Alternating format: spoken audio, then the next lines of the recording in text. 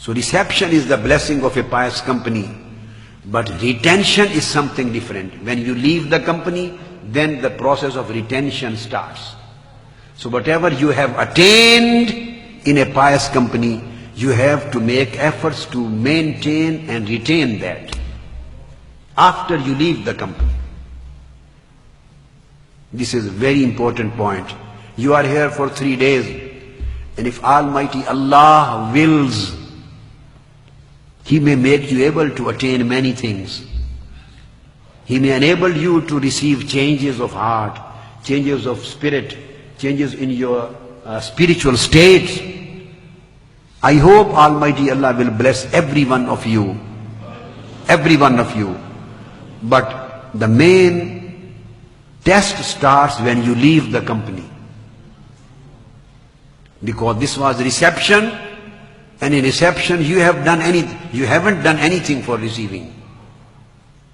You just got it because you came here. Your test starts when you leave from here. How much you retain out of that whatever you have attained. This secret comes in hadith of Sahih Muslim. One of the companions of Holy Prophet sallallahu alaihi wasallam, Sayyidina Hanzala radiyallahu ta'ala anhu. One day he was very upset, and he was coming to Holy Prophet sallallahu alaihi wasallam. He wanted to complain about his own spiritual state, and he was saying, "Nafaka Hanzala, Nafaka Hanzala. I feel a state of hypocrisy in myself." He was declared. Sayyidina Abu Bakr Siddiq radiyallahu ta'ala anhu saw him, asked, "What has happened to you, O Hanzala?" He said, "I feel hypocrisy in myself." "Why do you feel that?" He said, "The reason is that whenever I am sitting in the company of Holy Prophet sallallahu alaihi wasallam, I feel myself very high, spiritually very high, as if I am visioning, I am watching, I am seeing the Jannah and Jahannam with my eyes. I feel as if everything has been unveiled, the curtains have been raised, and I can see the Jannah and the Jahannam. So I feel all these conditions while sitting in the company of Holy Prophet sallallahu alaihi wasallam. But when I leave the company and go back to my house, to my family, to my job, to my business, to my other worldly affairs, to my daily routines, then I feel that everything is lost. I don't retain that condition, that state. This makes me upset, and I feel as if this is a hypocrisy." Sayyidina Abu Bakr said, everybody has this. This is a change of states.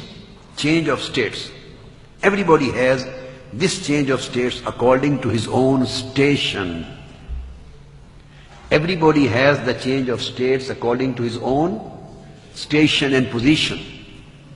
This change of state is a hal, state.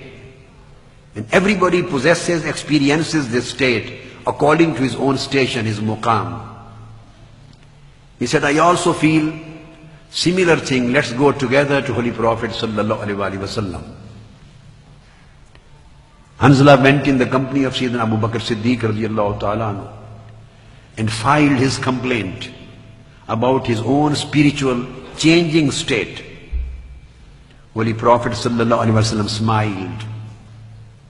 This hadith comes in Sahih Muslim, Kitab At-Tawbah, Babu Fadli Dawam al-Zikr wal-Fikr.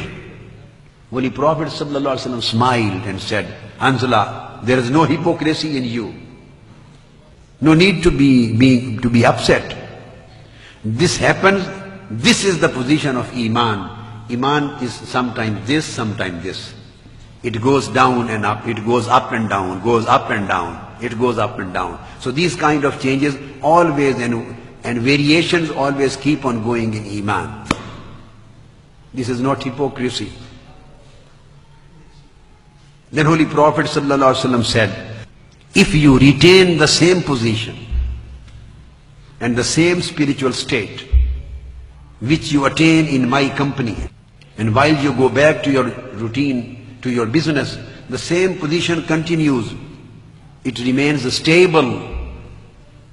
So because of this stability of spiritual state, then you will possess a station whereby you will walk in the streets and angels would come and they would stand your right and left to do your ziyarah and to shake hands with you.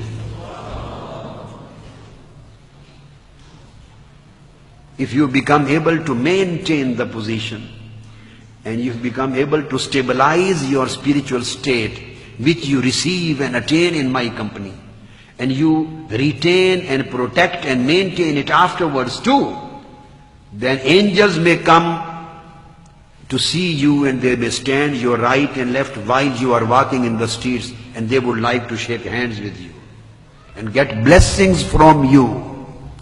The angels would like to get blessings from you. It means Holy Prophet ﷺ said this. He mentioned 2-3 things. One, he said that this change of state is not against Iman. At least this is Iman which made you upset. You became upset. This is the influence of Iman. You felt a change in your spiritual state and became upset and ran back to me to lodge a complaint with me. So this is Iman which has influenced you. So Iman is there, intact. But sometimes Iman goes up, sometimes down. These are the levels and grades, strength and weakening, strengthening or weakening it.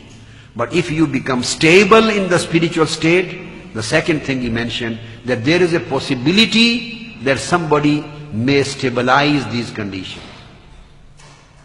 There is a possibility that somebody may retain this state, retain this attainment, retain these spiritual effects in his heart and in his spirit and in his batin, inner self. So stability is also possible. So those people who are in the state of changing, it is known as state of transformation. The changing state is known as transformation. And in suluk and tasawwuf it is known as talween, changing colors. Changing, this is talween, transformation.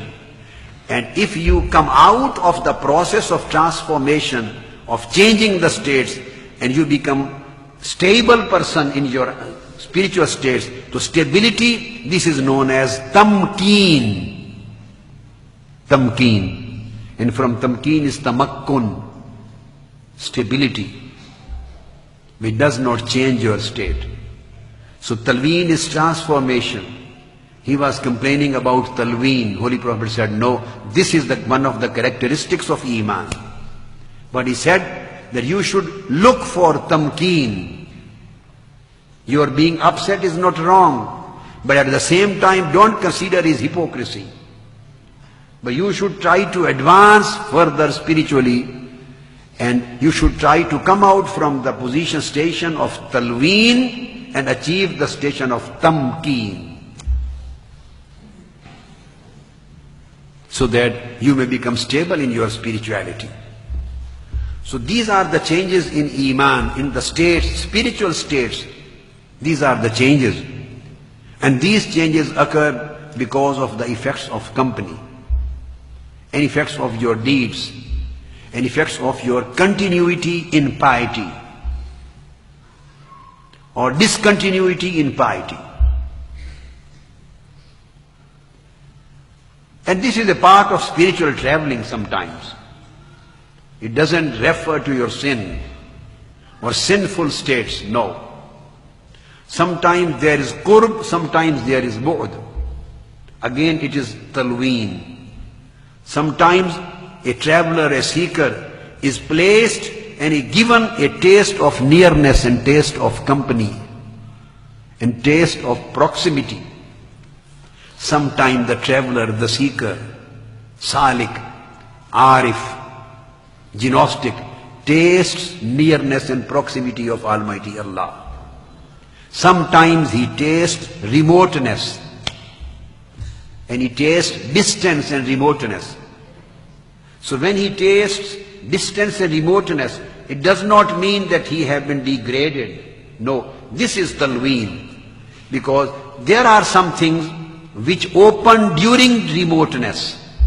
Some doors open during remoteness, and some doors open during nearness. These are secrets. And these were the secrets which Sayyidina Musa alayhi salam wanted to learn there. There are different doors.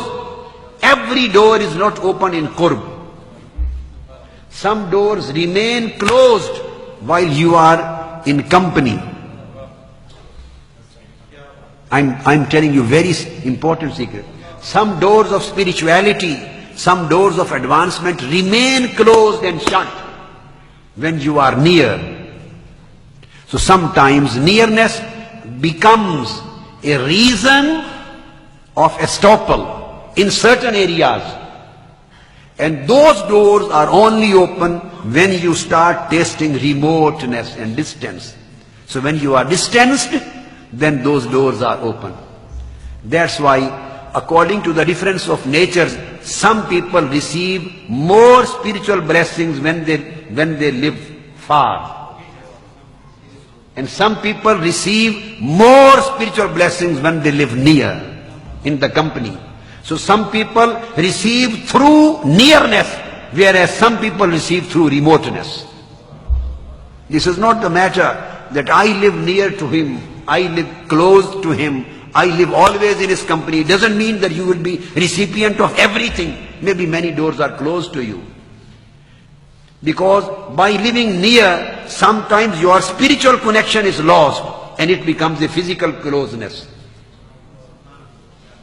It converts into physical closeness. And physical closeness makes you frank. And frankness takes adab from you. Reverence is gone away. As soon as adab and reverence is taken away, your whole blessing is finished. So to live in nearness is a very big test. To live in nearness is a very big test. To maintain adab and reverence in spite of living in company, this is the practice of great people. Everybody cannot afford it. So some doors open in nearness, some doors open in remoteness.